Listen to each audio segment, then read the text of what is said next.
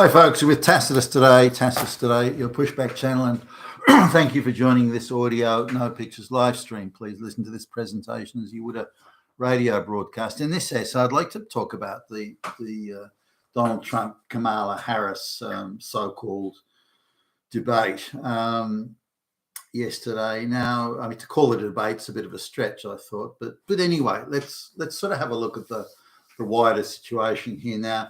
The Democrats, we should just be clear, Donald Trump is the American candidate. He's the American candidate for president, whereas Kamala Harris is just a little flunky stooge who is the globalist candidate for president. Now, when you're a globalist candidate, you're not there to make decisions or to do anything. You're just there to front it. The globalist cabal will make all the decisions. You will make no decisions. And they just put you out front there to smile and read the speeches they give you, but you're not the president. You're not in charge of anything. The globalists are in charge, and this is something very important to understand. Donald Trump may be the last American candidate for president ever. If Trump does not win, there will never be another American candidate again who will be able to stand for president with even a snowball's chance of winning. The globalists are rigging pretty much everything now. They rig the media coverage. They rig the terms and conditions and procedures in a debate. They control all the institutions, including the Justice Department and so on. So their control over everything is increasing. The only thing they don't control in the US now is the Supreme Court. That's it. And they're doing their damnedest to control that as well. And once they do, it's all over. There'll be no such thing as the American, nation or the American polity or anything. That'll be gone. So anyway, coming now to the debate, particularly the preparation. So if you're the Democrats, or again the globalist party, they've ceased to be a U.S. American political party. They're the globalist party now. And you've got really a candidate that's unpopular, who's not much good, who's pretty stupid and pretty hopeless and useless, but she's the candidate. You can tick a couple of boxes, female and brown and black. This is, the glass ceiling's been broken. We've beaten the Nazis, and a black woman is president. So there's a couple of boxes to be ticked there in the affirmative action scheme of things. But you've got a hopeless candidate. So you sit down, the strategists and the tacticians, the globalist strategists, tacticians, they sit down and say, okay, how can we play this? How can we make this work in our favor?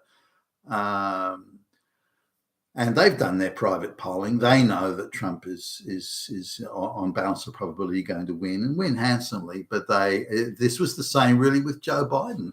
Joe Biden was a hopeless candidate. He was a very poor speaker. He didn't campaign. He could barely put a few sentences together without slurring and forgetting where he was. And this was in 2020.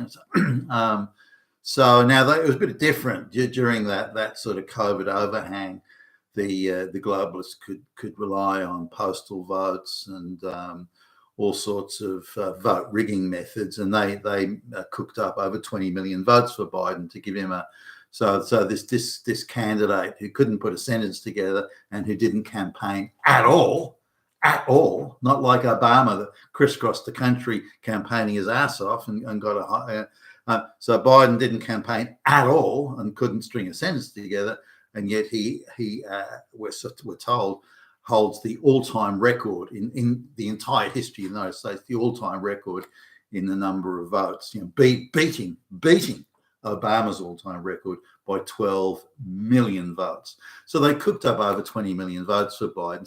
So let's not assume that the Democrats have exhausted their grab bag of tricks and treachery and rigging and fixing. They haven't. And this debate was simply one of those.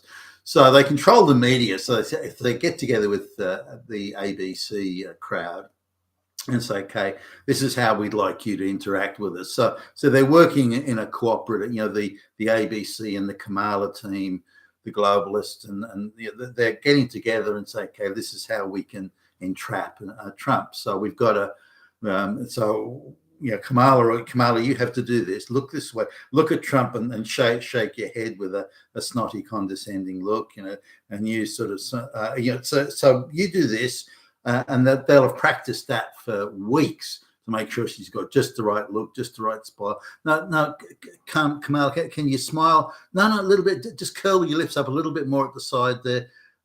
Okay, all right. Just turn your head this way. Remember, the camera will be here, so you need to. Okay, change that. Now shake your head just a little bit. Okay, smirk a little bit more. Just shake your head a little. It would have been choreographed down to the, and would have been coordinated with the the ABC goons and hacks that were those couple of people. The way that the female ABC goon, scowled at Trump and smiled benignly at Kamala and so on. I mean, talk about rigging. And so Trump was treated, the evildoer has arrived, but we, the good people, are going to vanquish the Nazis. And it was, I could barely watch it. If I wasn't going to do a video about it, I would have turned off in absolute utter disgust. I mean, this is what it's come to in America. This sort of thing going on now. So they played their strengths. The globalists, they played their strengths. They've got a piss poor candidate in Kamala, but they control the media, and so the questions. There's no doubt in my mind that the questions, the structure was choreographed with the ABC presenters and with and the whole thing was interactively choreographed. So Trump was walking into a trap in effect. And now part of their strategy was, or their tactics was to try and, to harass him, like with the moderators harassing him, the harassing fact checks, which were completely erroneous. I mean, talk about the ABC playing partisan hack politics. They were fact checking Trump on things which were all lies. I mean, they weren't. Trump was coming out with accurate. Nothing. Kamala wasn't fact checked, and any of the lies she told. In fact, did she tell some whoppers?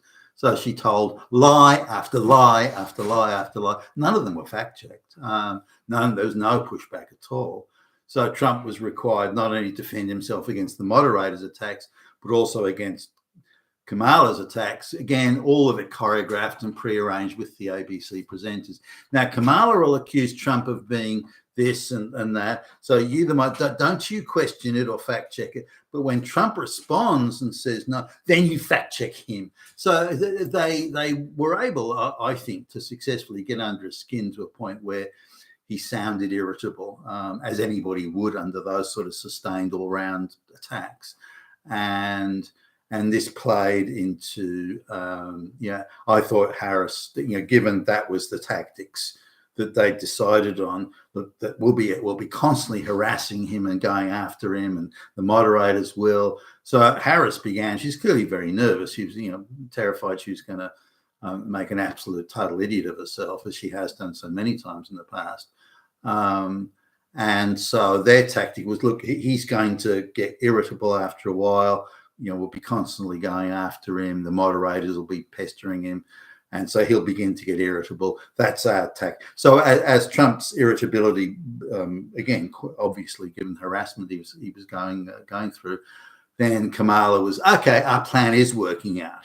Our tactics are working. He is getting irritable. And Kamala seemed to settle down on the basis that she started to have now confidence in the whole choreography of the setup and the very tight choreography with the ABC presenters and the ABC production crew and so on. So now that was I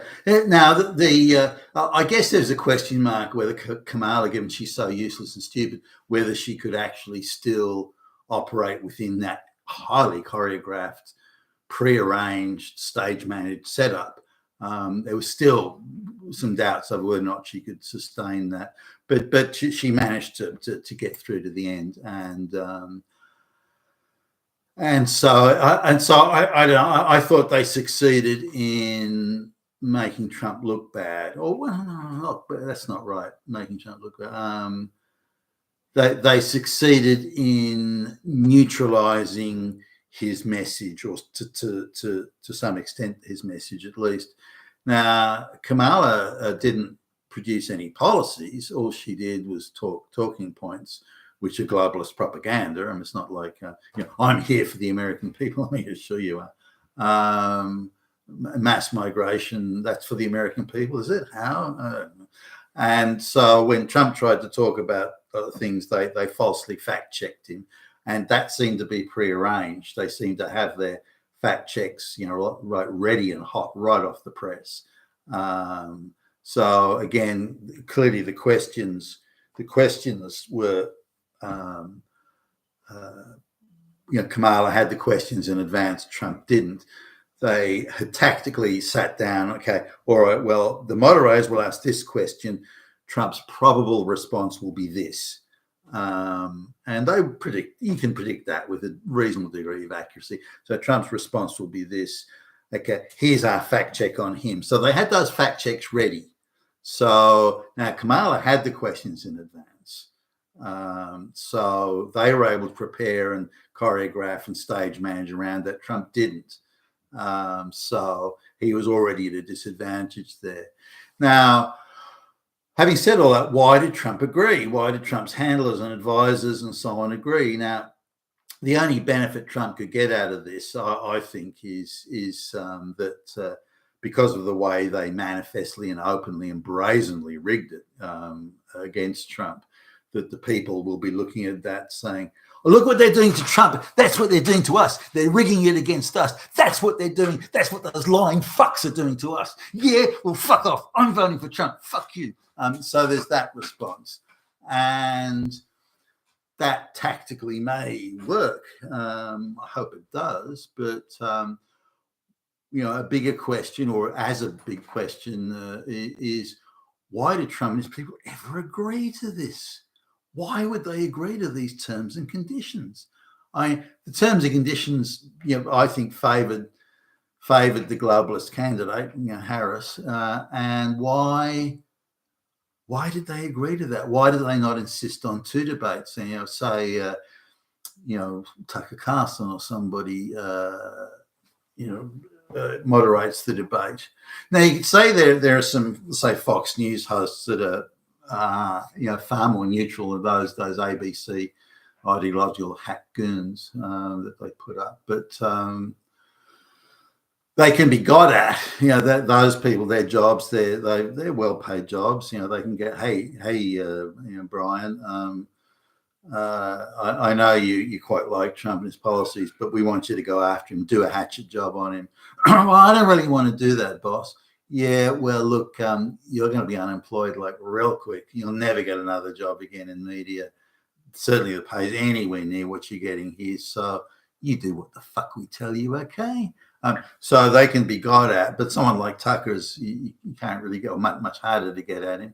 Or say a completely independent commentator like, Mark Dice or somebody like that, to compare the thing and rigorously fact check Kamala. You can imagine Vice President Harris, you're now telling your 10th lie. You have done nothing but lie since you got on the stage here. You're telling endless lies, and the American people know that you're an absolute fucking liar. Imagine that sort of scenario. Now, of course, the Harris team would never agree to something that wasn't choreographed and stage managed, something where they couldn't control who the moderators would be and what the moderators would do, that they would get the questions in advance, all this sort of thing. So, but to even get Harris onto the debate stage means that Trump had to agree to terms that were unfavourable to him. So we need to also concede that in the overall scheme of things. But the globalists have got a crap candidate in Harris, and so they did the only thing they could do, which was rig the debate, rig the process, rig the compares, the moderators, rig the questioning, rig the fact checking. And that's what they did do, because it was all they could do. You've been with Tassler today, your Pushback channel, and thank you for listening.